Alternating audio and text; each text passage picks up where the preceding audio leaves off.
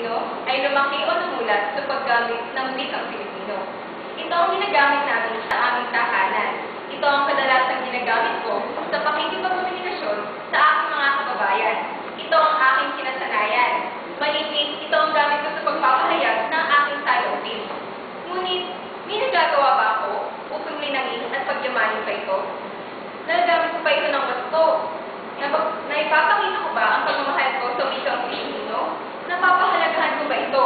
Maipagmamalaki ko ba na ako ay bihasa sa paggamit sa wikang aking kinamulatan?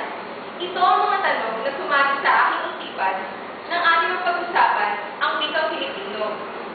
Marami nang gumawa at nagpahayag ng talumpati ukol sa wikang ito. Iba't ibang dahilan, iba't ibang nilalaman, iba't ibang paraan. Ngayon, aking din susubukin na ipahayag na ang wikang Pilipino ay kultura ng bansa. Simulat sa pool, ito na ang namumutaw sa ating mga labi. Naiintindihan natin ang isa't isa. Kaya naman, alam natin na layunin ng wikang Pilipino na pagtuturing tayo mga Pinoy. Hindi ba kahiya-hiya kung ikaw ay isang Pilipino, ngunit hindi mo alam ang sarili mong wika? Hindi ba isang kaunghangan ang ikahiya mo ang salita ng iyong bayan? Mas nakalulong pag-isipin na may mga Pilipino na hindi tinatangkilik ang kanilang sariling wika. Sa isip ko, ang mga ganitong tao ay may malaking kakulungan sa kanilang pagkatao. At ano, mas mahusay pa sila sa paggamit ng wika ng dayuhan? Hindi ba nila nababatid na kahit anong aral at kahit gaano pa nila kadalas gamitin ang dialekto at ang wika ng dayuhan ay minsan hindi ito magiging kanila? Hindi mapapalitan ng paggamit ng lengguwahe mula sa ibang bansa ang sarap ng paggamit ng sariling salita. Oo nga at layunin ng wikang Pilipino na pagtutuloy tayo mga Pinoy. Ngunit hindi sa lahat ng pagkakataon ay ganito ang nangyayari. Sa kadahilanan na ang ating bansa ay pulo-pulo, nagkaroon tayo ng iba't ibang dialekto. Ang mga salita na nag-iiba ng kahulugan ayon sa lugar na pinagagamitan. Sa Tagalog, Bicolano, Ilocano, marami pang iba, sila ay mayaman sa mga salita. Minsan, kung gagamitin natin ang sariling dialekto sa pakikipagkomunikasyon sa iba, ay ito ay nauuwi sa hindi pagkakaintindihan. Minsan nga ay nagkakapastusan pa, nakakatuwa o nakakagulo. Ito ay hindi may iwasan dahil ito na ang ating nakasanayan. Sa larangan naman ng musika, bakit mas sikat ngayon ang mga kanta na hindi natin batid ang kahulugan ng mga salita? Mga lengguwahe ng mga Hapon, Koreano, at maraming pang iba. Hindi ba mas maganda kung ang binibigang kulay ng ating mga boses ay mga awiting lubos nating naiintindihan? Mga awiting binibigang kulay ng ating sariling wika? Sa mga komersyal ng mga produkto, bakit gumagamit pa sila ng ibang lengguwahe sa pagpapahayag ng kanilang mga mensahe?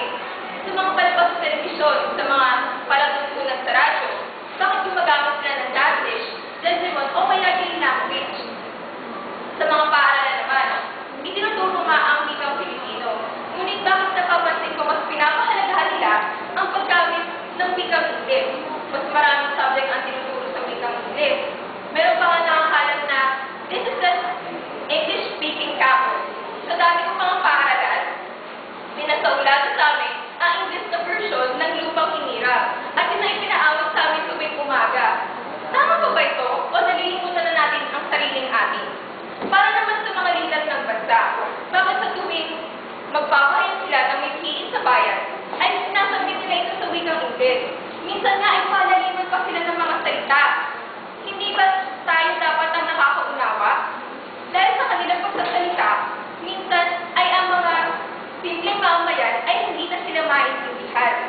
Hindi ba dapat sinisigurado nila na tayo ang unang nakakaintindi sa kanilang mga pinapahayag? Sa aking mga unang nasabi, ito ay mga puro problema na aking napapansin sa lipunan kung kaya napapabayaan natin ang mahal natin wika. Kaya naman natin itong solusyonan. Maaaring ito ay maging mahirap o maging hamon sa atin, ngunit ako ay naniniwala na kaya natin itong pagtagumpayan. Halimbawa, kung tayo ay may kakilala na ating kababayan na hindi batid ang paggamit ng sariling wika, tayo ay maglakas loob na tulungan sila at ibahagi sa kanila ang ating nalalaman sa wikang Pilipino. Para naman sa pagkakaroon natin ng iba't ibang lengguwahe ay iba't ibang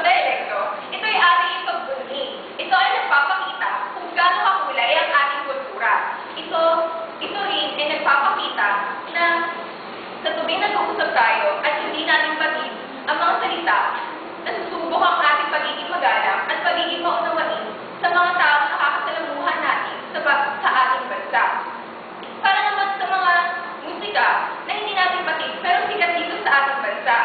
Hindi ko naman minamasama ang aking mga kababayan na nahuhumaling sa mga ganitong awitin.